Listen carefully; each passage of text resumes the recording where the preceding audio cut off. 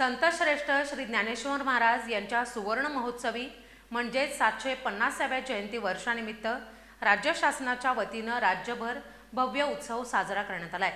या निमित्तानं कोल्हापूर महापालिकेच्या वतीनं सायंकाळी 5 वाजता बिंदू चौक ते छत्रपती शिवाजी चौक ते महापालिका मुख्य इमारत या मार्गावरून श्री ज्ञानेश्वर महाराजांच्या प्रतिमेचं पूजन करून पालखीद्वारे मिरवणूक काढण्यात आली आहे। संतश्रेष्ठ श्री ज्ञानेश्वर महाराज यांच्या सप्तशतकोत्तर सुवर्ण महोत्सवी म्हणजेच 750व्या जयंती वर्षानिमित्त राज्यभर उत्साहाचं वातावरण होतं। कोल्हापुरात महापालिकेच्या वतीनं आयोजित करण्यात आलेल्या पालखी मिरवणुकीनं या उत्सवाला विशेष चार चांद लावले। सायंकाळी 5 वाजता बिंदू चौक इथं श्री ज्ञानेश्वर महाराजांच्या प्रतिमेचं पूजन करून पालखी मिरवणुकीचा शुभारंभ करण्यात आला।